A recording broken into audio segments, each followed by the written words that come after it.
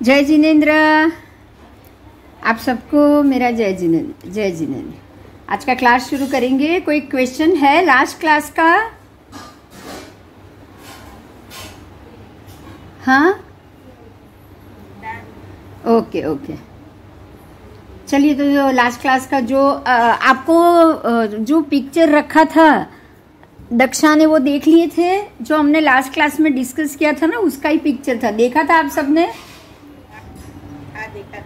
हाँ, तो जो डिफरेंस था वो पिक्चर में, जैसे कि एकदम बाहर से सूर्य, फिर पूरे 6 महीने के बाद अंदर आ जाना, फिर से उसका बाहर निकलना, फिर से अंदर आ जाना, ये जो डिस्टेंस था ना, वो सर्व बाह्य मंडल और सर्व अभ्यंतर मंडल का था। मतलब जब बाहर के भाग में सूर्य होता है तो मान लो कि वो यहाँ से उदित हो रहा है, तो धीरे धीरे धीरे हर एक महीने में वो आपको अंदर जाता दिखेगा, और उसके बाद हर 6 महीने बाद उसको बाहर। तो बाहर से जब सूर्य अंदर जा रहा है तो उत्तर की दिशा में गति कर रहा है, इसलिए उसको उत्तरायण बोला गया। उत्तरायण में सूर्य मकर संक्रांति के बाद आता है, 14 जनवरी के बाद। या तो 14 जनवरी के दिन अभिजीत नक्षत्र और सर्व बाह्य मंडल में सूर्य, उसके बाद हर महीने अंदर जाता जाता 6 महीने में वो सर्व अभ्यंतर मंडल पे चला जाएगा। सर्व अभ्यंतर मंडल पे जब जाएगा तब आषाढ़ सुद पूनम पुष्य नक्षत्र में सूर्य आएगा। ठीक है, तो ये उसका पूरा उत्तरायण खत्म हुआ। धीरे धीरे वहाँ से फिर से वो आषाढ़ पूनम से बाहर आना शुरू करेगा। सूर्योदय खिसकता यहाँ तक पहुँच जाएगा सर्व बाह्य मंडल में। तो आपको वापस सूर्योदय खिसकता अपनी जगह पे आ जाएगा। जैसे कि यहाँ ऐसे जाएगा, फिर से वापस, ऐसे जाएगा, फिर से वापस। तो ये उसकी दक्षिणायन उत्तरायण गति है। 6 महीने तक सूर्य उत्तर की तरफ जाता है, 6 महीने सूर्य दक्षिण की तरफ आता है। यही कारण है जो सीजन चेंज होने का। क्यों? क्योंकि जो 6 महीना वो बाहर से अंदर की तरफ जाएगा तो धीरे धीरे धीरे गर्मी बढ़ेगी, क्योंकि बाहर है तब वो लवण के मंडल में। ध्यान दीजिएगा, जब वो बाहर के मांडले में है तब वो लवण समुद्र के ऊपर है, और जब वो अभ्यंतर मांडले में जाएगा तब वो भरत क्षेत्र के 180 योजन वाले मांडलों में आएगा। मेरी बात क्लियर हो रही है? हाँ। तो इसीलिए आप देखोगे ना, तो सर्व बाह्य मंडल में जनवरी में होता है, वो 14 जनवरी से वो शुरू करेगा उत्तरायण। तो आप देखोगे 14 जनवरी से लेके 15 जून तक आपको धीरे धीरे गर्मी और बढ़ेगी, धूप और तेज होगी। क्यों? क्योंकि वो धीरे धीरे करके भरत क्षेत्र के ऊपर आ रहा है, बराबर। और फिर 14 जून के बाद, 14 जून तो मैं नहीं बोलूंगी, आषाढ़ सुद पूनम बोलूंगी, उसके बाद वो धीरे धीरे बाहर आ रहा है। अब ज्यादा गर्मी है, इसीलिए बाष्पीभवन भी ज्यादा हो रहा है, बादल भी ज्यादा बन रहे, बारिश हो रही। लेकिन वो जब जैसे धीरे धीरे बाहर आएगा, धूप कम हो जाएगी, पानी का बाष्पीभवन भी कम हो जाएगा, बादल भी बनने कम हो जाएंगे और ठंडी लगेगी। समझ में आ रही है ये सीजन कैसे हो रही है? सर्व बाह्य मंडल से सर्व अभ्यंतर तरफ सूर्य जाएगा। जनवरी से लेके जून तक पूरा उत्तरायण हमारे लिए गर्मी और बढ़ेगी, क्योंकि सूर्य धीरे धीरे भरत क्षेत्र पे आ रहा है। और फिर वापस 6 महीने में वो धीरे धीरे बाहर निकलता लास्ट मंडल पे, मतलब अभी वो लवण तक पहुंच गया। तो आप देखोगे कि आषाढ़ सुद पूनम के बाद ठंडी बढ़ेगी। जनवरी तक ठंडी रहेगी कि नहीं रहेगी बताओ? आपको यहाँ कोई भी दिन ज्यादा धूप या गर्मी मिल रही है? नहीं मिल रही, क्योंकि सूर्य सर्व बाह्य मंडल पे जा रहा है। अब वो धीरे धीरे अभ्यंतर आना शुरू करेगा ना, तो आपको 2 महीने के अंदर ही गर्मी शुरू हो जाएगी। आप देख लेना, मार्च महीने तक तो गर्मी, धूप सब तेज होना शुरू हो जाएगा, क्योंकि तब तक तो वो भरत क्षेत्र के ऊपर आ चुका है। ठीक है, क्लियर हुआ उसका भ्रमण? हाँ, तो यही कल हमने देखा, और हमारे मंडल पे ऐसे ही घूम रहा है, हमको यही पढ़ना है।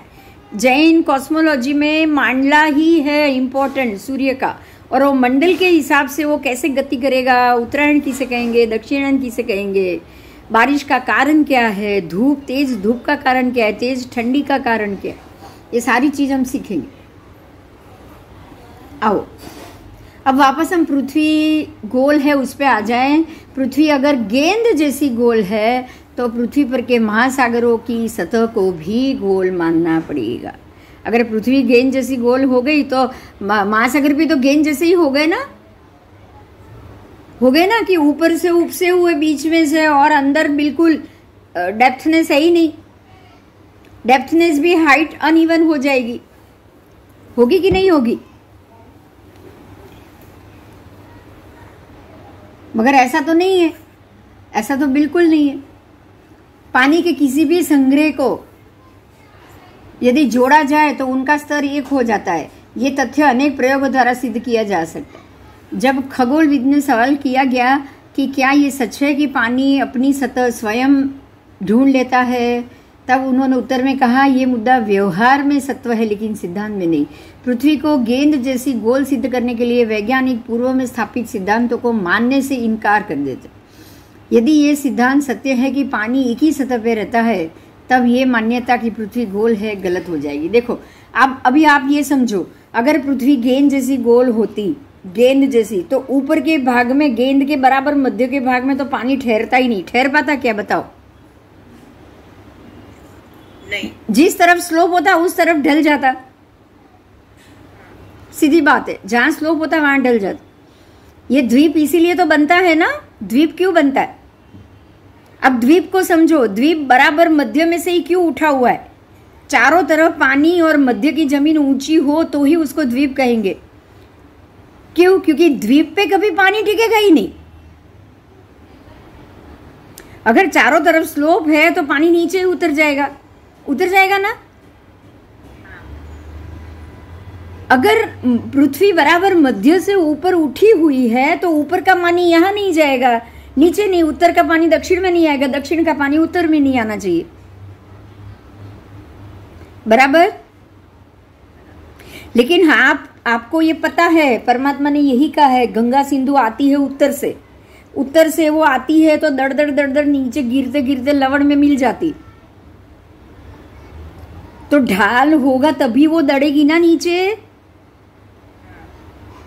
पानी का तो सिद्धांत है, उसको जिस तरफ स्लोप मिला वहां चली जाएगी वो। तो चाहे आसपास की जमीन ऊंची हो, लेकिन नदी का जो बहाव है सीधे जाने का, अगर सतह होगी, स्लोप होगा तो ही बहेगा, नहीं तो नहीं बह पाएगा। और यही बात आपको दरिया में भी देखनी। समंदर भी तभी बन पाएगा अगर पानी की सतह करने के लिए उसके पास जगह है। ठीक है, तो अंतरिक्ष के पदार्थ ही गोल है। यूरोप के स्कॉडलर नामक खगोल शास्त्री ने अपनी पुस्तक बुक ऑफ नेचर में तर्क दिया है कि हम देखते हैं कि आकाश में स्थित सूर्य, चंद्र, ग्रह, नक्षत्र, तारे आदि सारे पदार्थ गेंद जैसे गोल है। उन्होंने ये कहा कि ये सारे पदार्थ गेंद जैसे गोल है, इसलिए हम निसंदेह ये कह सकते हैं कि पृथ्वी भी गेंद जैसी गोल। देखो उन्होंने क्यों कहा ये समझना। उन्होंने क्या कहा कि आकाश में बाकी के सभी पदार्थ अगर गोल है तो पृथ्वी भी गोल है, क्योंकि पृथ्वी आकाश में, अगर पृथ्वी आकाश में है तो गोल है, अगर पृथ्वी आकाश में नहीं है तो आकाश में रहे सारे पदार्थ गोल हो सकते हैं। लेकिन जरूरी नहीं है ना कि पृथ्वी आकाश में हो तो ही गोल होगी। पृथ्वी जमीन पे होगी तो गोल होगी क्या? नहीं होगी। इन्होंने तर्क इसीलिए दिया है कि पृथ्वी गेंद जैसी गोल है क्योंकि आकाश में बाकी के सभी ग्रह बराबर गेंद जैसे ही गोल है। उनको आकाश में रहे सारे पदार्थ गेंद जैसे गोल लगे, इसलिए उन्होंने मान लिया कि पृथ्वी भी गेंद जैसी गोल। आपको ऐसे सिद्धांत हमको क्या मानने चाहिए? पहले तो हमें ये साबित करना पड़ेगा कि पृथ्वी आकाश में है कि नहीं, पहले ये तो साबित करो। अच्छा, दूसरी बात, अभी एक यहाँ पे ध्यान दो। अगर आकाश में बाकी के पदार्थ गोल है तो आपने पृथ्वी को भी गोल मान लिया। अब पृथ्वी पर जीव है तो बाकी के ग्रह जो गोल पदार्थ है उसमें भी जीव मानो होने चाहिए कि नहीं होने चाहिए? उसमें वनस्पति होनी चाहिए, उसमें जीव होने चाहिए। अगर सब आकाश में है तो सब चीज एक जैसी होनी चाहिए। अन्य ग्रह नक्षत्र गोल है तो आपने कह दिया पृथ्वी गोल। तो पृथ्वी पे जीव सृष्टि है तो अन्य नक्षत्र पे भी जीव सृष्टि होनी चाहिए कि नहीं होनी चाहिए? अगर आकाश में है तो दोनों चीज बराबर होनी चाहिए। आप बोलोगे नहीं ये नहीं है, ये पॉसिबल नहीं है, ये होगी या नहीं होगी, तो ये गलत बात हो गई। इसीलिए ये लोग ये कहते हैं, ये बात पे भी ध्यान देना, बहुत सारे वीडियो में उन्होंने ये बोला है कि मंगल पे पहले जीव होंगे, होने की शक्यता है। अब कहना तो पड़ेगा ही क्योंकि पृथ्वी पे जीव है। हर एक ग्रह के ऊपर उनको ये बोलने की जरूरत पड़ेगी ही पड़ेगी कि उस पे भी जीव होने की संभावना है। आज नहीं है लेकिन पहले कभी हो सकते हैं। और जैसे वहां नष्ट हो गए वैसे ये पृथ्वी भी पे से भी जीव नष्ट हो जाएंगे। अब उनको तो क्योंकि पृथ्वी हवा में बताई है ना, तो ये सारी चीज उनको कुछ भी बोल के भी साबित करना पड़ेगा। तो यहाँ सबसे बड़ी क्लियर बात ये है कि वर्तमान में पृथ्वी पे जीव सृष्टि है पर अन्य ग्रह पे नहीं है। मतलब ये हो गया कि ये सारी पृथ्वी और अन्य ग्रह एक ही जगह आकाश में नहीं हो सकते। अगर पृथ्वी आकाश में है और उसमें जीव सृष्टि है तो अन्य ग्रह और अन्य नक्षत्रों पे भी कंपलसरी जीव सृष्टि होगी ही होगी। अगर अन्य ग्रह गोल आकार में है और अगर पृथ्वी आकाश में है तो ही वो गोल होगी। अब ये क्लियर हो रहा है? बस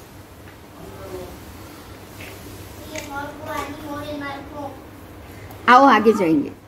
तो अंतरिक्षीय पदार्थ ही गोल है, इसीलिए पृथ्वी गोल है। ये बेकार बात है क्योंकि पृथ्वी तो अंतरिक्ष में है ही नहीं। अगर ये अंतरिक्ष में होती पृथ्वी तो जैसे दूसरे ग्रह नक्षत्र होते वैसी ही कंडीशन में पृथ्वी मिलती। दूसरे में आपको जीव सृष्टि, हवामान, वनस्पति कुछ नहीं मिल रही तो पृथ्वी पे आपको कुछ नहीं मिलता। आगे जाएंगे। आज के खगोल शास्त्री इस प्रकार के अवैज्ञानिक निवेदनों के द्वारा पृथ्वी को गेंद जैसी गोल सिद्ध करने की भरपूर कोशिश करते हैं। यदि ये यह बताना चाहते हैं कि पृथ्वी भी अन्य अंतरिक्षीय पिंडों जैसी ही है तो सर्वप्रथम उन्हें उनकी साम्यता के प्रमाण उपलब्ध कराना चाहिए। साम्यता यही बात हो रही है कि अगर अन्य पिंड में जीव नहीं है, हवामान नहीं है, ऑक्सीजन नहीं है, वनस्पति नहीं है, पानी नहीं है तो पृथ्वी में भी ये बिल्कुल नहीं हो सकता। और अगर पृथ्वी में दरिया है, पानी है, जीव है, वनस्पति है तो अन्य पिंड में भी वो होगा ही होगा क्योंकि सब एक ही लेवल पे खड़े। ये साम्यता है। तो साम्यता दोनों में एक जैसी मिलनी चाहिए। अगर एक जैसी नहीं है तो वो दोनों एक दिशा में है ही नहीं।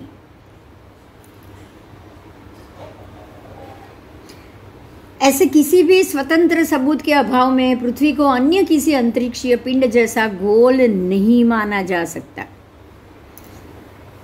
अंतरिक्षीय वस्तुएं गेंद जैसी गोल होती है, इस मुद्दे के आधार पे ये सिद्ध नहीं होता कि पृथ्वी भी गेंद जैसी गोल। ऐसे स्वतंत्र सबूत के अभाव में ये सिद्धांत कि पृथ्वी गेंद जैसी गोल है वैसे भी गलत सिद्ध हो जाता है।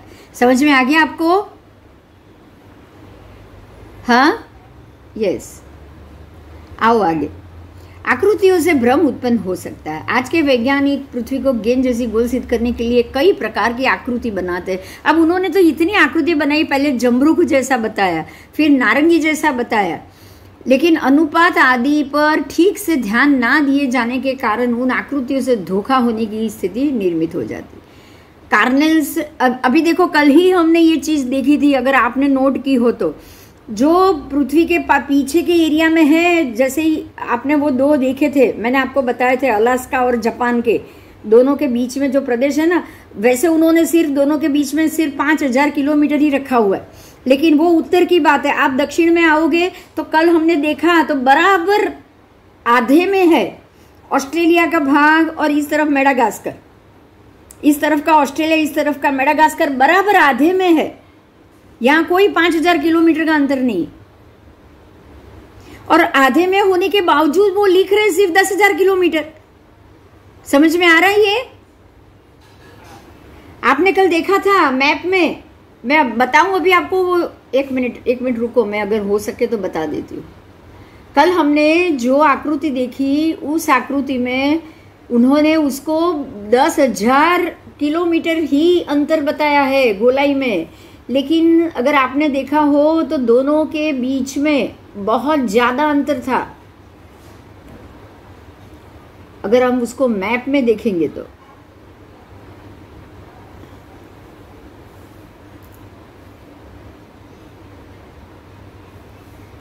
आओ आओ इसी फोटो में देखने को मिलेगा। वो आपको दिख रहा है ना पिक्चर? तो हाँ दिख रहा है। यस यस, आओ। एंटार्क्टिका में साउथ पोल, यहाँ आप देखोगे कैरागुआना, और यहाँ है ये पैसिफिक न्यूजीलैंड, ये न्यूजीलैंड है। और आप इस तरफ आओ मेडागास्कर, देखो कितना दूर है, आप देख सकते हो किलोमीटर में, इतना दूर है वो। न्यूजीलैंड और मेडागास्कर जो साउथ में ही है, और इससे तो ये साउथ वाला नीचे का जोन ये नीचे का ही है, ये जो एंटार्क्टिक लिखा है वो नीचे का ही है। अब ये मेडागास्कर और न्यूजीलैंड से तो ज्यादा डिग्री पे है भी नहीं ये एरिया। तो ये एरिया सिर्फ 10,000 का, तो ये तो एरिया कितना बड़ा हो गया, आप समझ सकते हो। आप डिग्रिकली देखो, क्योंकि इन्होंने तो सिर्फ ये डिस्टेंस बता दिया, इतना अगर दूर डिस्टेंस है, दोनों में आधे पे है, तो आप इसको ये एरिया को खाली 10,000 की कैसे बता सकते हो माइल? मतलब ये है कि इन्होंने जो माइल का जो डेफिनेशन दिया है कि भाई ये सिर्फ 10,000 माइल का डिफरेंस है, और ऊपर के जो दो उत्तर में आप आओ, ऐसे ही आप इसके उत्तर में आओ,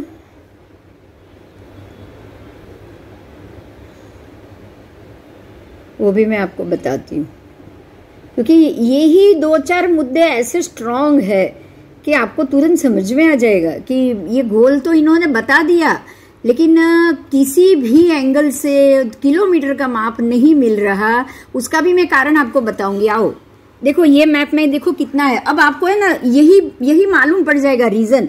आप यहाँ देखो, ये इसका डिस्टेंस देखो, इसका डिस्टेंस देखो, ये डिस्टेंस में आपको अक्षांश रेखांश बिल्कुल सीधा ही दिख रहा है, बराबर।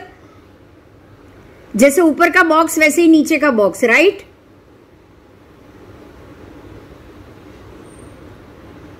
हाँ, और आप ऐसे उसको इकट्ठा कर रहे हो तो अक्षांश रेखांश यहाँ क्या जितना आप नीचे के बॉक्स में मिलेगा उतना आपको ऊपर के बॉक्स में अक्षांश रेखांश मिलेंगे। आओ नहीं, देखो इसी में, अब आप इसी में देखो, आपको यहाँ जो अक्षांश रेखांश लिखा हुआ है वो आपको मिलेगा? नहीं मिलेगा। क्यों? क्योंकि देखो ये एक ही लाइन में है। ये जो ऊपर का एरिया हो जाता है, यहाँ 30 डिग्री आ रहा है, ये बाहर का एरिया, ये अंदर का एरिया, तो इसी लाइन में यहाँ पे आपको 60 डिग्री आ रहा है। ये एरिया, यहाँ का एरिया देखिए उतना ही, ये भी 180 बराबर, मध्य वाला भी 180 और नीचे वाला भी 180। समझ रहे हो आप इस बात को? उन्होंने जो भी खड़ी रेखांश लाइन है, बराबर ऊपर दक्षिण ध्रुव में भी 180, वहां 10,000 किलोमीटर का अंतर, एकदम नीचे भी 180, वो भी 10,000, लेकिन जो मध्य का जो किलोमीटर है वो तो पता नहीं कितने किलोमीटर होंगे, 1000 किलोमीटर ऊपर होंगे, हजारों, उसमें भी 180। तो एक अक्षांश के हिसाब से कितने किलोमीटर जाएंगे, ये आपको माप कभी मिल ही नहीं सकता। मिल सकता है क्या? नहीं मिल सकता। यही बात है कि इन्होंने इसको हवा में माना है, लेकिन आकृति के हिसाब से वो लोग कितने सही किलोमीटर होंगे ना, ये भी नहीं बता सकते। इनके लिए ये बताना भी मुश्किल है कि ये एग्जैक्टली कितने किलोमीटर होंगे। अब आप इसी मैप के अंदर देखो, अब आप इसी मैप के अंदर देखोगे, आप यहाँ देख सकते हैं, ये उत्तर ध्रुव है, ये ऊपर उत्तर का आया, ये नीचे दक्षिण का आया। तो यहाँ से यहाँ जो एरिया इन्होंने बताया है ना, पूरा इसके अंदर आ गया सब, यहाँ से यहाँ। तो अब यहाँ से यहाँ एरिया में वो जब ओपन करके जब मैप बताते हैं ना, तो कम से कम आधा डिफरेंस बताते। कितना? कम से कम आधा। हजारों किलोमीटर बताएंगे और यहाँ सिर्फ लिखेंगे 10,000 किलोमीटर। तो हुआ ये है कि इन्होंने मैप करके कुछ भी बनाया है, लेकिन वो मैप को और जगह को एग्जैक्टली डिफाइन ही नहीं कर पा रहे। मैप के किलोमीटर और जो दो देश है उसके बीच के डिस्टेंस के किलोमीटर, ये इनके किसी भी एंगल से मैच नहीं हो रहे। आइए अभी हम आगे जाएंगे।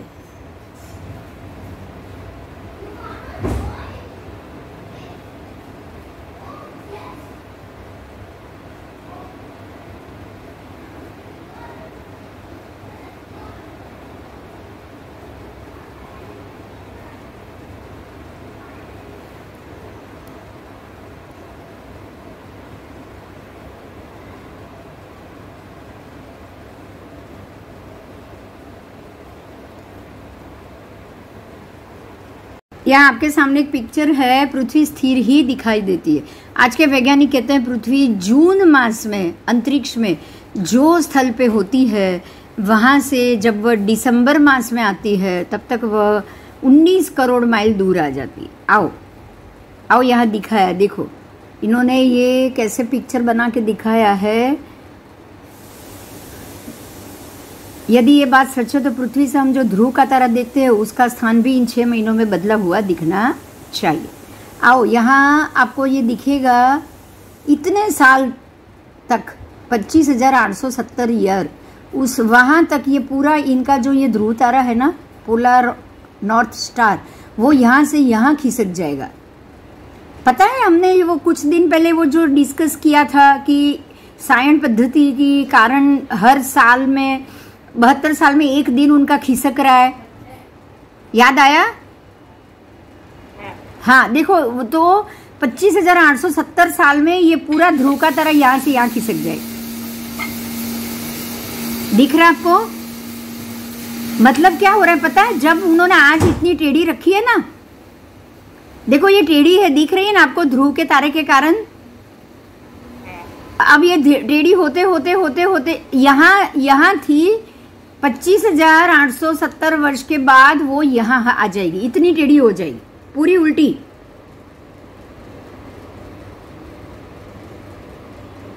क्योंकि उनकी गिनती में रोज हर 72 साल में एक दिन खिसक रहा है, एक दिन खिसक रहा है, एक दिन। अब डेट खिसक रही है, आपको ये ध्यान देना है, डेट खिसक रही।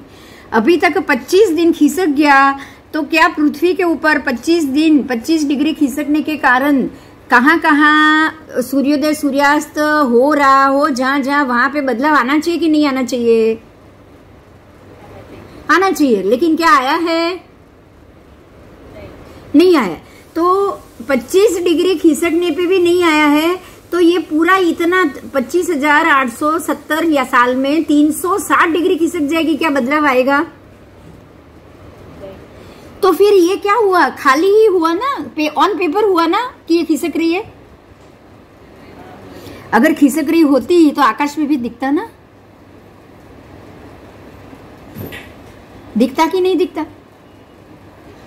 दिखता। तो ये जो खिसक रही है, जो वो बता रहे ना, ये भी एक फ्लूक है, फ्लूक। कुछ भी उन्होंने बोल दिया है, लेकिन यहाँ से यहाँ तक अभी यहाँ से ये 25 डिग्री तो खिसक गई है, 360 है टोटल, 25 तो खिसक चुकी है। 25 खिसकने के बावजूद भी कोई भी देश या कहीं भी सूर्योदय सूर्यास्त में कोई बदलाव नहीं है। 2000 साल पहले जो सिचुएशन में सूर्योदय सूर्यास्त हो रहा था, आज भी वही हो रहा है। मतलब ये हो गया कि पृथ्वी कहीं से खिसकी ही नहीं है। ठीक है, आइए अभी यहाँ मैं पढ़ती हूँ। जब ये दिसंबर माह में आती है तब तक वह करीब 19 करोड़ माइल, ये उनकी गिनती के हिसाब से, जब जो 6 महीने की बात जो अभी हमने की थी ना कि 6 महीने में पृथ्वी यहाँ से यहाँ खिसक जाएगी, थोड़ी देर पहले हुई थी ना, उत्तरायण दक्षिणायन की जो बात की ना, अभी उसकी बात की है कि उत्तरायण दक्षिणायन में जून माह में, मतलब जब सूर्य दक्षिणायन में हो तब जहाँ पे अंतरिक्ष में जो जगह पे पृथ्वी होती है, वहां से दिसंबर में जब वो उत्तरायण प्रवेश कर ले, तब तक 6 महीने के अंदर अंदर पृथ्वी 19 करोड़ माइल दूर जाती है। मतलब ये जो 19 करोड़ माइल का जो आंकड़ा आया है ना, वो पहले मांडले से अंतिम मांडले का डिस्टेंस हुआ कि नहीं हुआ? आज के हिसाब से पहले मांडले पे अब सर्व वायुमंडल यानी कि जनवरी में जब सूर्य पहुंचेगा, सर्व अभ्यंतर मंडल यानी कि जून से लेके जनवरी तक जब 6 महीना होगा, तब वो 6 महीने में सूर्य कितना खिसक रहा है आज के इन लोगों के गणित के हिसाब से 19 करोड़ माइल। तो ये जो हमारा 510 योजन का मांडले का अंतर है उसको उन्होंने कितने किलोमीटर में, कितने माइल में कन्वर्ट किया है? 19 करोड़ माइल। तो उनके हिसाब से 19 करोड़ माइल जितना सूर्य पहले मंडल से अंतिम मंडल में आया। बराबर बराबर ना? हाँ, अगर पृथ्वी से हम जो ध्रुव का तारा देखते हैं उसका स्थान भी इन 6 महीना में बदला हुआ दिखना चाहिए। आप अगर पृथ्वी से देखोगे ध्रुव का तारा रोज, और अगर पृथ्वी खिसक रही है तो ध्रुव का तारा भी खिसकता हुआ दिखेगा कि नहीं? हमने क्या कहा, ध्यान दीजिएगा, हमने क्या कहा? सूर्य खिसक रहा है। परमात्मा ने क्या कहा? सूर्य मांडले पे खिसक रहा है तो ध्रुव का तारा नहीं खिसकेगा। बराबर? लेकिन अगर आप कह रहे हो कि पृथ्वी खिसक रही है तो ध्रुव का तारा भी दिखने में इधर उधर होना चाहिए ना आपके ध्यान में। देखो, बहुत बहुत बढ़िया बात है, ध्यान दो, फिर से ध्यान दो, मैं फिर से बोल रही हूं। अगर पृथ्वी खिसक रही है तो 6 महीने पहले ध्रुव का तारा जैसा दिख रहा था, 6 महीने बाद ध्रुव का तारा वैसे उसी जगह से एग्जैक्टली नहीं दिखाई देगा। बराबर? 19 करोड़ माइल कम है क्या? बहुत है। तो ध्रुव का, अगर पृथ्वी खिसक रही होती तो ध्रुव का तारा एग्जैक्टली पूरे सालों तक एक ही जगह पे थोड़ी दिखता। इसका मतलब ये हो गया कि आपको ध्रुव का तारा कहीं से भी एक ही जैसा दिख रहा है। इसका मतलब तो ये हो गया कि पृथ्वी खिसकती ही नहीं है, सूर्य ही खिसक रहा है। जो भगवान ने बताया है सूर्य पहले मांडले से अंतिम मांडले पे आ रहा है, आपने कह दिया 19 करोड़ माइल वो खिसका। तो खिसका कौन? पृथ्वी या सूर्य? अगर पृथ्वी खिसकती तो बाकी की सारी चीजें देखने में भी हमको डिस्टर्ब होता कि नहीं होता? अगर पृथ्वी खिसकती तो ध्रुव का तारा और माथे पे दिखता और ऊपर दिखता, उसकी जगह बदली हुई दिखती ना? दिखती ना? हाँ, आओ। तो उसका स्थान भी इन 6 महीनों में बदला हुआ दिखना चाहिए, जबकि ऐसा कुछ नहीं हो रहा। जो अगर ये बात, अगर इनकी बात अगर सच हो तो पृथ्वी से हम जो ध्रुव का तारा देख रहे हैं उसका स्थान भी इन 6 महीनों में बदला हुआ दिखना चाहिए। लेकिन हकीकत यह है कि इन 6 मास की अवधि में ध्रुव के तारे के स्थान में एक अंश का भी फर्क नहीं दिखाई देता। कितना? नॉट अ सिंगल, एकदम सेंटीमीटर भी वो खिसका हुआ नहीं दिखता है। एक ही जगह पे रोज दिख रहा है, रोज करोड़ों वर्षों से एक ही जगह पे दिख रहा है। ठीक है, तो यही बता रहा है कि आप पृथ्वी को 19 करोड़ माइल खिसको या नहीं खिसको, तो ध्रुव का तारा अगर आप खिसक रहे हो तो ध्रुव के तारा का स्थान बदलना ही चाहिए। अगर ये ध्रुव का तारा नहीं बदल रहा है तो इसका मतलब ये हो गया कि आप ये अब ध्यान दो एक और बात। देखिए, आकाश में तो बाकी सारे ग्रह नक्षत्र भी है, तो क्या सब नक्षत्र पृथ्वी के साथ खिसक रहे क्या? अगर खिसक रहे होते, पृथ्वी 6 महीने में 19 करोड़ माइल चली गई तो सारे ग्रह नक्षत्र उसके साथ ही खिसकते ना। अगर सब खिसकता तो फिर शनि एक राशि में 30 साल रहता हो, गुरु एक राशि में 12 साल रहता हो, मंगल एक राशि में सिर्फ 1.5 साल रहता हो। ऐसा नहीं होगा ना, सब एक जैसी ही मूवमेंट होगी ना सबकी। हाँ, इसका मतलब ये हो गया कि अगर आकाश में एक पदार्थ खिसक रहा है तो सारे पदार्थ उसके साथ नहीं खिसक रहे हैं। समझ में आया ना ये भी? फिर आपको ध्रुव का तारा एक ही जगह पे अगर दिख रहा है तो ना ध्रुव का तारा खिसक रहा है और ना ही पृथ्वी खिसक रही। समझ में आया? अगर आप ट्रेन में बैठे हो, बाहर की पूरी दुनिया खिसकती दिख रही है, मतलब आप यहाँ आप चल रहे हो या दुनिया चल रही है, दो में से एक चल रही है, बराबर। अगर आपको ना पृथ्वी खिसकती ना ध्रुव का तारा खिसकता दिख रहा है, हम पृथ्वी से देख रहे हैं, ध्रुव का तारा हमको रोज एक ही जगह पे दिख रहा है, मतलब दो में से एक भी नहीं खिसक रहा है, ये भी कंफर्म।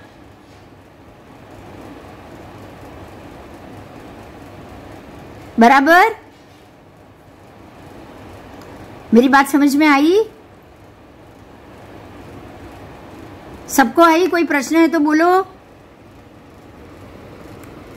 ध्रुव का तारा है, करोड़ों सालों से एक ही जगह पर मिलेगा। फिर से एक बात दोहराती हूँ, ध्रुव का तारा सिर्फ भरत क्षेत्र में नहीं है, पूर्व महाविद्य में भी है, पश्चिम महाविद्य में भी है, ऐरावत क्षेत्र में भी है। हर एक क्षेत्र में उसके उत्तर में ध्रुव का तारा मिलेगा ही मिलेगा, मिलेगा ही मिलेगा। और यही उत्तर दिशा की तरफ सुई लेके जा रहा है। उत्तर ध्रुव में खिंचाव है, चुंबकीय तत्व है। समझ में आई ये बात? हर एक क्षेत्र से उत्तरी भाग चढ़ा हुआ है, ऊंचाई पे ही है उत्तर, हर जगह पे। तभी आपको, चाहे आप साइंटिस्टों ने पृथ्वी को हवा में रखा हो, लेकिन उत्तर ऊपर ही रखा है अगर आप देखो तो, और दक्षिण उन्होंने नीचा ही रखा है कि नहीं रखा है? यही कारण है उत्तर पे हमेशा आपको चढ़ाई मिलेगी, उत्तर में हमेशा आपको चढ़ाई मिलेगी।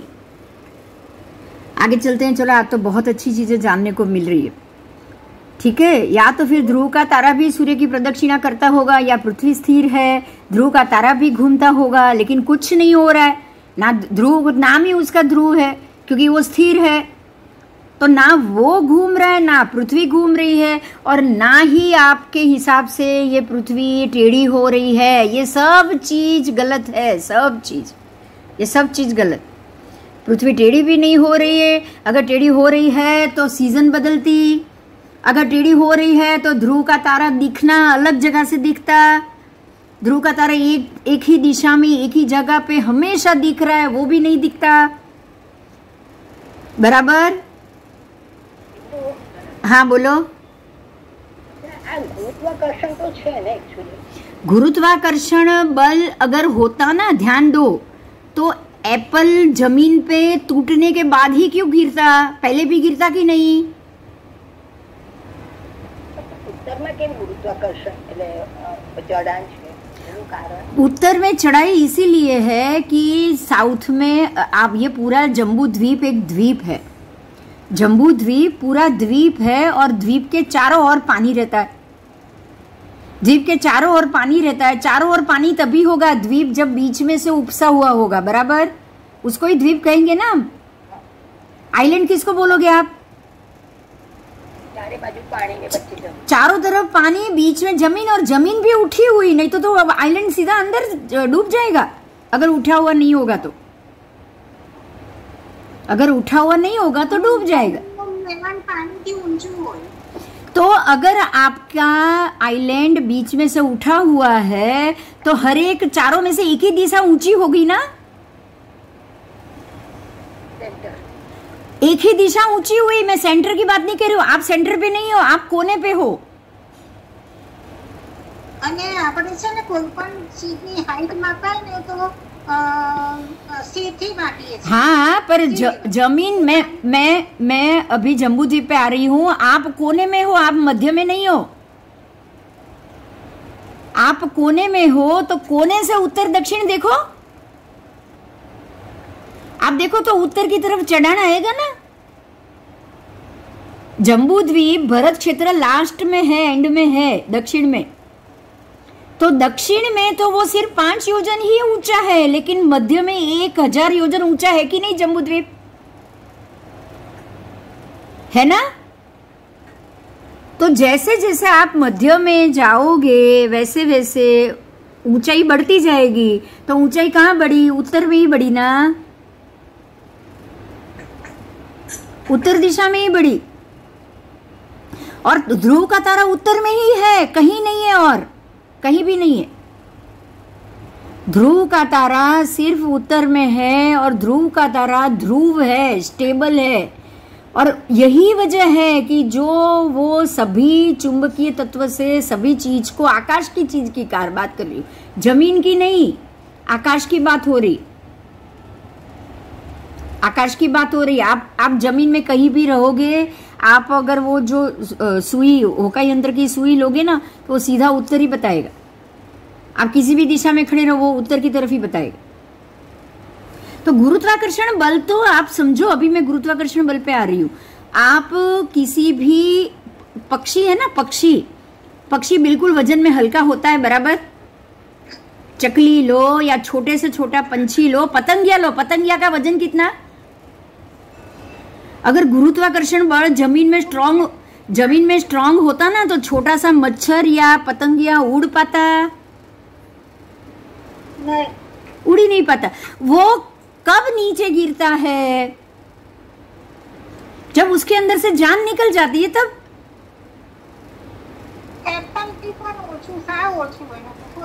बस तो यही बात है कि गुरुत्वाकर्षण बल अगर होता ना जमीन पे, आप समझो एप्पल या ये पतंगिया उड़ ही नहीं पाता, एप्पल ट्री पे रह ही नहीं पाता।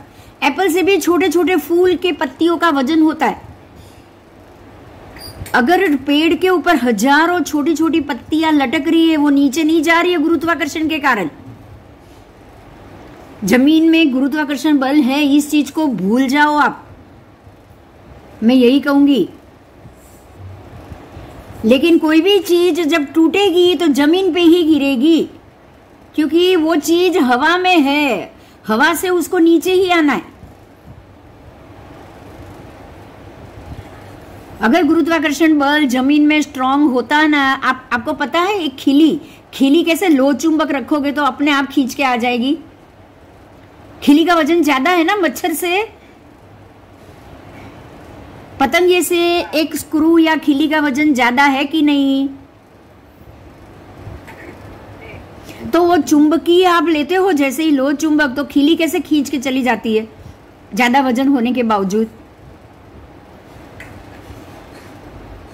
ऐसा होता तो क्या मच्छर पतंगिया उड़ पाता, माखी उड़ पाती? बताओ, नहीं उड़ पाती। गुरुत्वाकर्षण बल भूल जाओ, ऐसी कोई वस्तु ही नहीं है। हाँ, अगर कोई चीज अपनी स्थान से अगर टूट गई है, हवा में लटक रही है, तो वो नीचे ही गिरेगी। नीचे इसलिए गिर रही है क्योंकि नीचे जमीन है, जमीन नीचे है, जमीन हवा में, आकाश में नहीं है। अब ये क्लियर हुआ?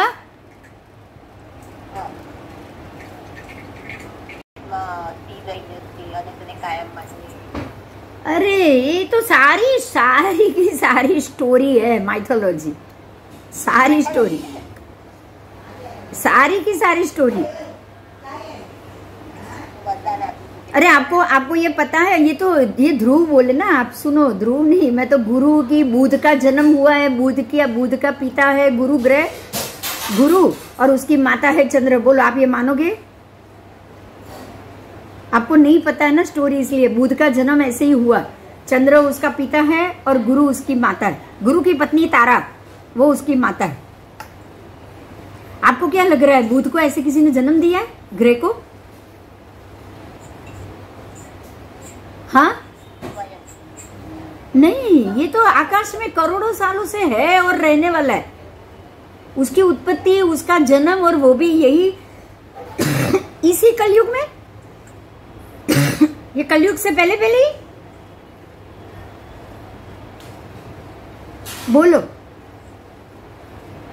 माइथोलॉजी की सारी स्टोरी में मूल नक्षत्र से पूरी पृथ्वी निकली, और वापस वो जब ब्रह्मांड खत्म हो जाएगा, जब प्रलय आएगा, तब सारी सृष्टि वापस मूल नक्षत्र में चली जाएगी।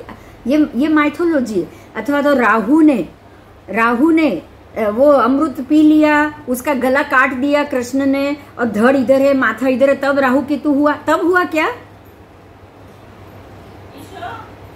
राहु केतु की उत्पत्ति तब हुई कश्मीरा?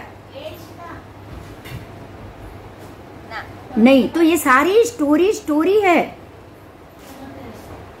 उत्तर ध्रुव की भी स्टोरी, क्योंकि ये तो करोड़ों क्या अनंत उत्सर पीढ़ी से वहां है ध्रुव का तारा, आज का नहीं। पृथ्वी तो हमेशा से है। 2.5 द्वीप, जम्बू द्वीप क्या पूरा 45 लाख योजन और अनंत द्वीप समुद्र हमेशा से है। एक भी माइथोलॉजी स्टोरी हमारे लिए सत्य में नहीं आ सकता।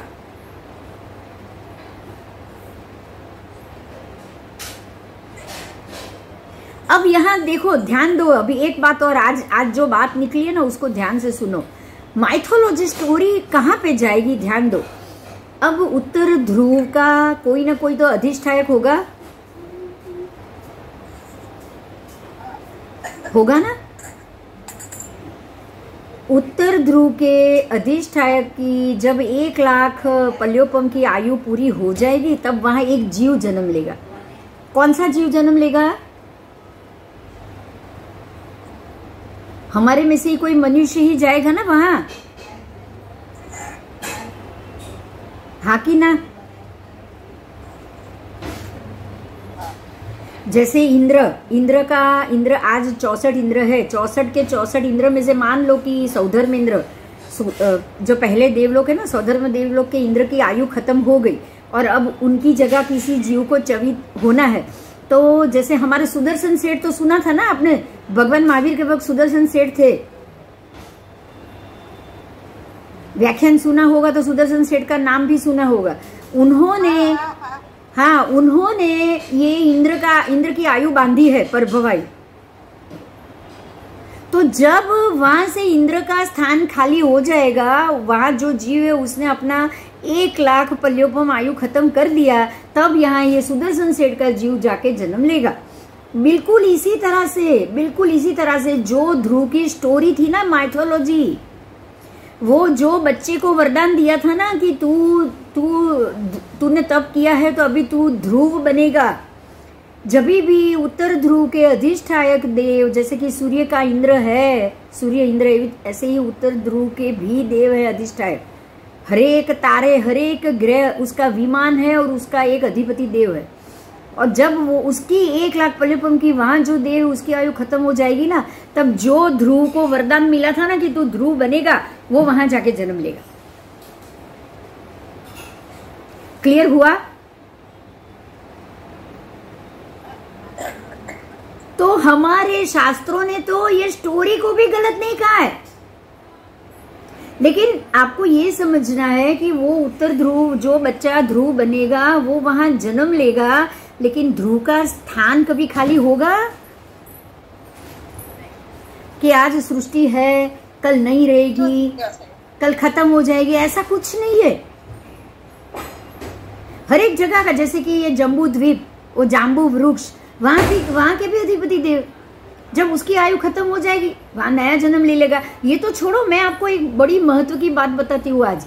ये जो कैलाशपति है ना, या विष्णु, जो इन लोग बोलते हैं ये हरिदेव है, हमारे में इनका नाम है हरिदेव, और कैलाशपति नाम, कैलाशपति देव है, वो नंदीसर द्वीप के देव है दोनों।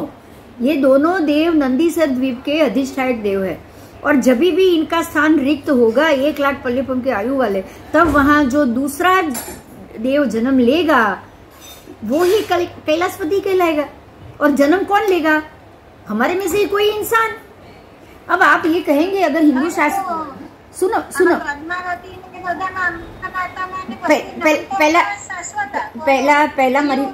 पहला मारी बात पूरी करूं, पछी बोल, पहला मारी बात पूरी करूं। अब जो देव वहां पे जन्म लेने वाले हैं, उनको आप अवतारी कहोगे या कुछ और कहोगे? बोलो। हिंदू धर्म ने उसको अवतार कह लिया। समझ में आया? इन्होंने विष्णु के ही 10 अवतार बोले कि नहीं बोले? इन्होंने शंकर के 10 अवतार बोले, इन्होंने हनुमान जी के 10 अवतार बोले, इन्होंने शेषनाग के अवतार बोले, बोले कि नहीं बोले?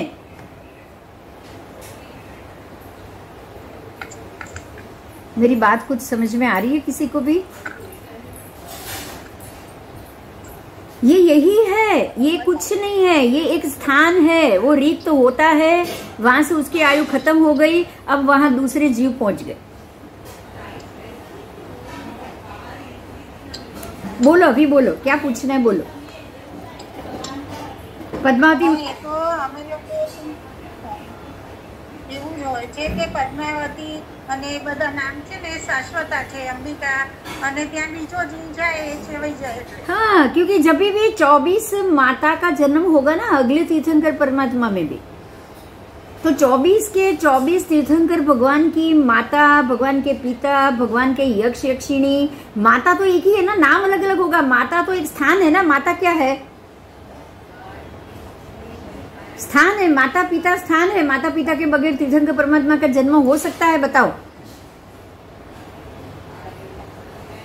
जैसे ये स्थान है वैसे यक्ष यक्षिणी भी स्थान। पद्मावती माता एक यक्ष, उनके शासन देवी का स्थान है। जब भी पार्श्वनाथ भगवान का दूसरे अनंत उत्सर्पिणी अवसर्पिणी में उनका समय आएगा, तब वहां पे पद्मावती माता जो शासन देवी है, वो शासन देवी की जगह पे जो जीव को जाके जन्म लेना होगा वो ले लेगा, और वो एकावतारी ही होगा। इनके ज्यादा अवतार नहीं होते हैं। वो पुण्यशाली जीव वहां जन्म लेता है जो सिर्फ एक अवतार उनको लेना है, बस। शासन देवी है ना, इसलिए।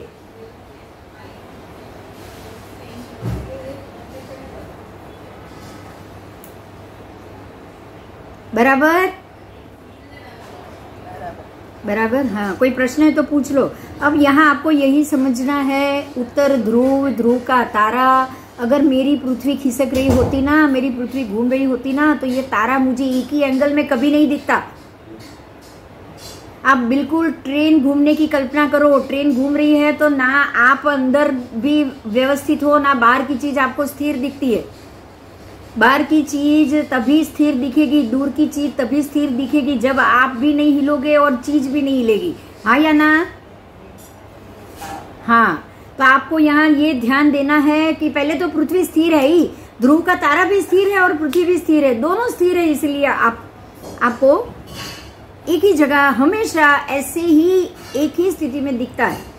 हाँ, बाकी सारे ग्रह घूमते हैं, क्योंकि इसीलिए वो सारे ग्रह आज कुछ ये पोजीशन में, कल ये पोजीशन में, आज मंगल गुरु साथ में, बुध शुक्र साथ में, ऐसे ऐसे आपको दिखता है। क्योंकि जो घूमता है वो आपको अलग अलग पोजीशन में दिख रहा है। बहुत क्लियर पिक्चर है। बराबर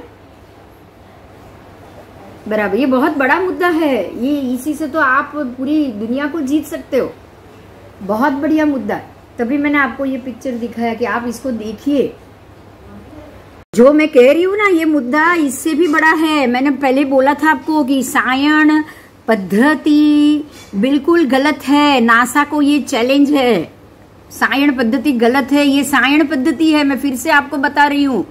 यहां से पृथ्वी टेढ़ी होती होती होती होती होती होती आपको पूरा राउंड घूम जाएगी। अभी देखो, ये राउंड भी बताया है, आप देख सकते हो ना। ये मेरा कर्सर घूम रहा है, दिख रहा है। अभी आपकी पृथ्वी यहां से यहां गई है 24 डिग्री, फिर और ज्यादा यहां तक पहुंचते पहुंचते 120 डिग्री, यहाँ आगे आगे 150, 180, यहाँ तक आधी हो गई 180, यहाँ से यहाँ वापस 250, यहाँ से यहाँ 200, फिर 225, फिर वापस 360, यहाँ आते थे 360। तो 360 में तो ये आपकी पृथ्वी पूरी घूम जाएगी। पूरी घूम जाएगी मतलब 12 की 12 राशि घूम जाएगी। यही मैं बता रही हूँ भी। देख, कर्सर घूम रहा है, दिख रहा है कि नहीं दिख रहा है? पिक्चर देखाय छे? अरे तो बोलो, कई नहीं, पाछू बताड़ू। चल, हाँ, कई बात।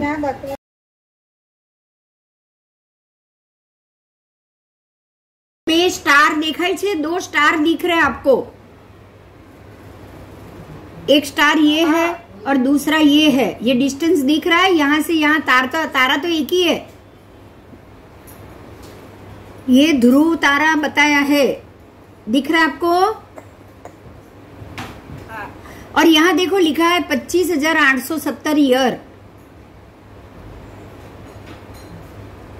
लिखा है। अच्छा, अब क्या हो रहा है ये देखो, जो हमारा सायन कैलकुलेशन और हमारा नीरियन कैलकुलेशन, जो सायन कैलकुलेशन नासा ने दिया है और जो नीरियन कैलकुलेशन है वो हमारा इंडियन एस्ट्रोलॉजी का है, इसमें फर्क ये हो रहा है कि बराबर एक साल के अंदर हर एक साल में 20 मिनट का फर्क है। हम लोग जो नीरियन गणित है उसमें 365 दिन 6 घंटा और 20 मिनट सूर्य का रोटेशन है, एक साल का। सूर्य का एक साल का रोटेशन 365 दिन 6 घंटा और 20 मिनट है, और हम लोग वो हिसाब से ही एवरी ईयर उसकी गणना करते हैं। लेकिन नासा ने क्या किया, नासा हो या लंदन की वेधशाला ग्रीनिज, उन्होंने क्या किया, 365 दिन तो गिन लिया साल का, और हर 4 साल में एक दिन बढ़ाया। आपको पता है जो 29 फरवरी आती है लीप ईयर, हाँ या ना, कोई जवाब देना बीच में। तो उन्होंने क्या किया, 6 घंटे का तो एक दिन बढ़ा दिया, लेकिन जो हर साल की 20 मिनट थी ना वो उन्होंने बढ़ाई नहीं कहीं पे भी। समझ में आया? 365 दिन 6 घंटा, तो 365 दिन साल के 6 24 घंटे हो जाते हैं, तो हर 4 साल में एक दिन, तो मतलब 365 दिन 6 घंटा उन्होंने ऐड कर लिया। लेकिन अब रोज की 20 मिनट है, अब रोज की 20, एक साल की 20 मिनट, तो 3 साल का 1 घंटा हुआ, बराबर? अब 3 साल का 1 घंटा हुआ तो 24 घंटे को 24 तिया 72 हो गया, 72 साल। 72 साल में एक दिन उनका बढ़ गया, जिसका उन्होंने कैलकुलेशन गिना ही नहीं है। वो 72 साल में एक दिन गिनते ही नहीं है। ये क्लियर हो रही है मेरी ये बात? तो क्या होगा, हर 72 साल के बाद ये एक इतनी पृथ्वी उनकी टेढ़ी हो जाएगी, मतलब ये जगह पे है, उसकी जगह यहाँ चला जाएगा 72 साल के बाद। अच्छा, फिर और 72 साल और खिसक गई, और 72 साल और खिसक गई। ऐसे ही 14 जनवरी से 15 जनवरी आएगी ना, अभी ये साल में आई ना, तो ऐसे ऐसे ऐसे ऐसे हर 72 साल में अभी ईस्वी सन 2000 चल रहा है, ईस्वी सन 2000 तक 21 दिसंबर से 15 जनवरी तक संक्रांति पहुंच गई। क्लियर हुई बात? आज से 2000 साल पहले 21 दिसंबर को आ रही थी संक्रांति, मकर संक्रांति। अच्छा। और हर 72 बाद एक एक दिन खिसकी, 21 दिसंबर के बाद 22 दिसंबर, 23 दिसंबर, 24, 25, 26, 27, 28, 29, 30, 1, 2, 3, 4, 5, 6 जनवरी, 7 जनवरी, 8 जनवरी, 9, 10, 11, 12, 13, 14 और 15 जनवरी तक पहुंच गई। और ये 25,870 साल तक वो पूरी राउंड घूम के वापस 21 दिसंबर पे जाएगी। अच्छा, ये उनकी मिस्टेक है। अब समझ में आ रहा है? मतलब उनका जो ग्रह का गणित है, जैसे कि आज सूर्य मकर राशि में जब हमारा प्रवेश किया ना, हमारे सूर्य ने, उनके सूर्य ने मकर राशि में 21 दिसंबर को प्रवेश किया था। अच्छा। तो जब और 25,000 से आधे करो 12,000 साल के बाद जब हमारा सूर्य तुला राशि में प्रवेश करेगा, तब वो जून तक पहुंच जाएगा। पहुंचेगा कि नहीं? आधा पहुंचेगा कि नहीं पहुंचेगा? तो जब हमारे जून में हम उसको मकर राशि में बोलेंगे ना, वो लोग बोलेंगे दिसंबर में मकर राशि में। बोलो, ये चलेगा? चलेगा ये? नहीं। इतनी बड़ी गलती है उनकी। क्यों? क्योंकि उन्होंने ये ध्रुव का पृथ्वी को जिस कंडीशन में वो घुमा रहे हैं उसमें उन्होंने 72 साल में एक दिन कम घुमाया। समझ में आया? तो 72 साल में एक दिन कम घुमाया तो ये सीधी थी, एक दिन टेढ़ी। देखो एग्जैक्टली अभी ये मेरा कर्सर है ना वो सीधा है, तो अभी इतना टेढ़ा हो गया, 25 दिन टेढ़ा हो गया, धीरे धीरे और टेढ़ी होती जाएगी। ये जो आपका टेढ़ापन है ना वो यहाँ उतरेगा, यहाँ उतरेगा। अब ये उतरेगा, क्या ध्रुव का तारा भी उतरेगा?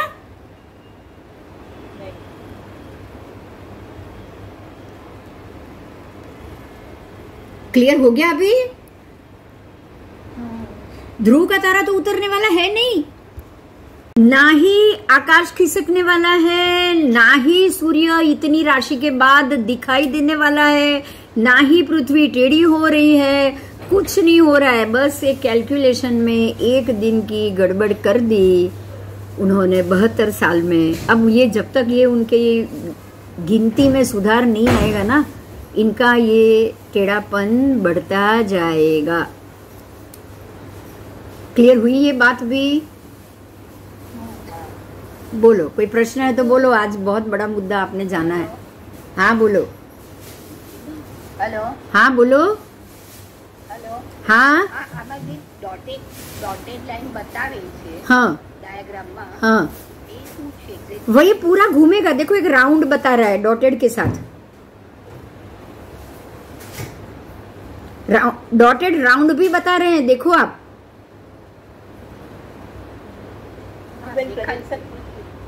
हाँ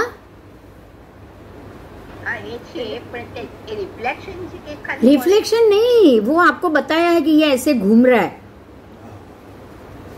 इनका वो 25,890 साल में ऐसे ही पूरा राउंड घूमेगा। 25,000 साल के बाद ये पूरा राउंड घूम के उसी जगह पे वापस आ जाए। आप टेंटेटिव बताते हो ना, डॉटेड से क्या बताते हो? टेंटेटिव तो ऐसे ही बताओगे ना, अभी तो वहां पहुंचा नहीं।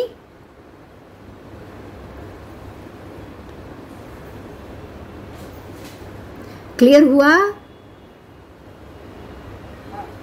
कोई टेढ़ी वेढ़ी नहीं है। हाँ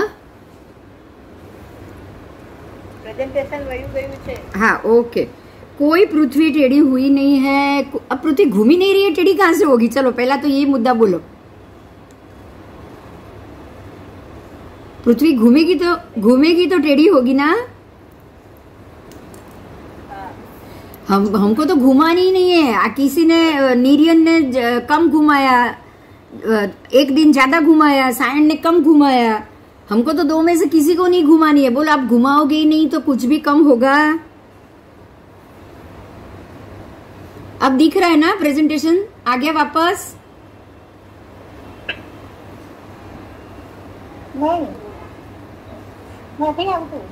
नहीं आया? मेरे को तो दिख रहा है।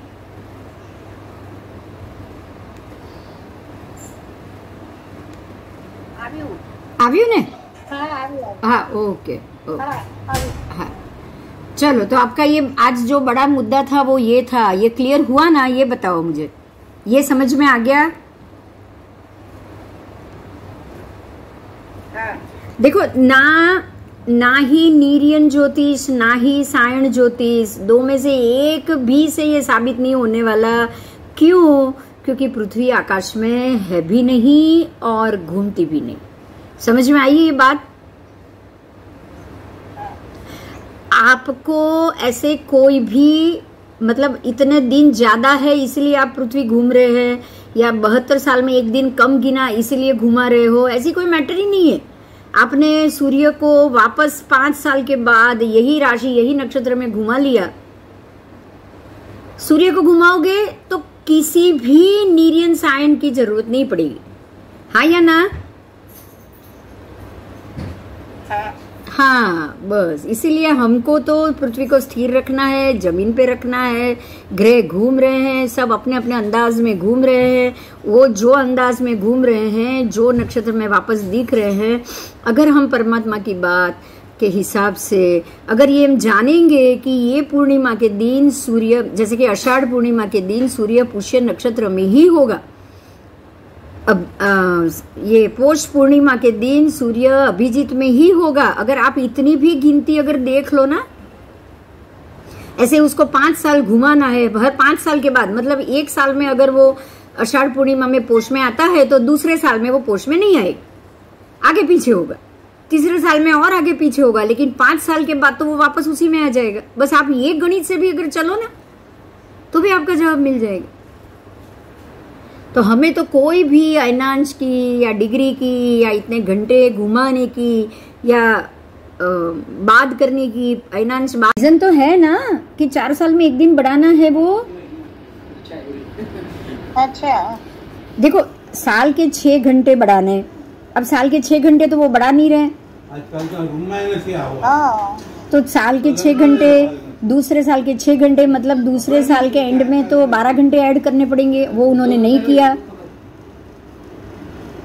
तीसरे में 18 करने पड़ेंगे, वो भी नहीं किया।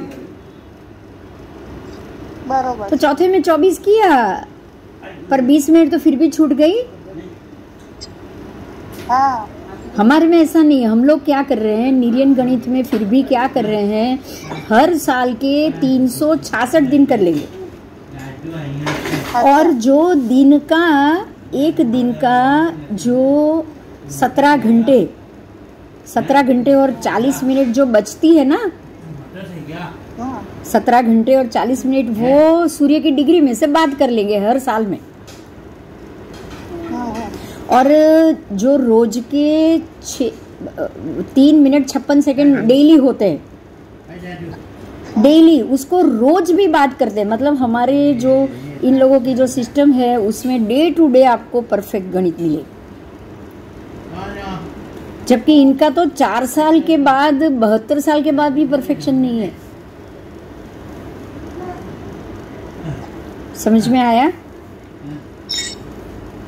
इन शॉर्ट, सबसे बढ़िया बात आपने आज ये जाना कि नीरियन सायन का जो गणित का भेद है, वो गणित के हिसाब से नीरियन फिर भी सही है, सायन गलत है। लेकिन हमारे जो आगम पाठ के अंदर जो गणित है उसमें तो आपको तो सूर्य ये नक्षत्र में आ गया, आपकी पूनम हो गई, बस आपको 5 और 10 साल के बाद ही उसका गणित आएगा। यही वजह है कि जो 365 दिन 6 घंटा और 20 मिनट है ना, ये हर साल कैलकुलेशन में जाएगा ना, तो 480 साल तक एक फिक्स दिन, और अब फिक्स नक्षत्र में सूर्य जाएगा, ऐसा हो ही नहीं सकता। इसलिए भगवान ने दिया है 480 साल में समाधि समंत। हमारे आगम में ये शब्द मिलेगा कि हर 480 साल के बाद ही सूर्य, आज जो नक्षत्र में जो डिग्री पे है, जो तिथि है, जो महीना है, वो बराबर 480 साल बाद ही उसी डिग्री, उसी सेम जगह जाएगा, वो उससे पहले नहीं। आप समझ सकते हो कितना सूक्ष्म गणित किया है।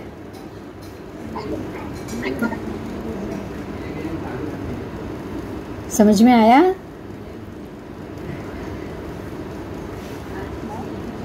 हाँ, तो जितना सूक्ष्म आगम गणित मिलेगा, क्योंकि केवली परमात्मा का बताया हुआ है, वो दृष्टा ज्ञाता से भाव से बताया है, उनको सब चीज दृष्टा थी, तो उन्होंने ये बताया कि ये 500 साल के बाद ही, यही कंडीशन में 480 साल के बाद ही वो वापस आएगा। ये एक्यूरेसी तो आपको ना सायन में मिलेगी, ना नीरियन में मिलेगी, किसी में नहीं मिलेगी। बराबर बराबर। चलो फिर ठीक है, आज बहुत बढ़िया मुद्दा हुआ है। इसी मुद्दे पे अगर आप हम पंचांग बनाएं, फिर वो वेदांग ज्योतिष हो या आगम ज्योतिष हो, तो ही हम नासा को बढ़िया से चैलेंज दे सकते हैं, दुनिया को चैलेंज दे सकते हैं कि जितना सही और सचोट गणित हमारा है, उसके ऊपर से जो पंचांग बना है, उतना सचोट गणित आपका कभी नहीं हो सकता। ठीक है, समझ में आया? हाँ जी, चलो ठीक है, अभी अगले क्लास में मिलेंगे। अभी शुक्रवार को मिलते हैं। कुछ प्रश्न होगा या कुछ दिमाग में कोई बात आए तो आप मेरे को कभी भी उसमें लिख देना मैसेज में, तो मैं आपको जवाब दे दूँ। ओके। उसी में लिखोगे आईडी में जैन कॉस्मोलॉजी तो सबको जानने को मिलेगा। बहुत अच्छा होगा अगर कोई प्रश्न हो जाए तो। ठीक है, चलो फिर जय जिनेन्द्र। जय जिनेन्द्र।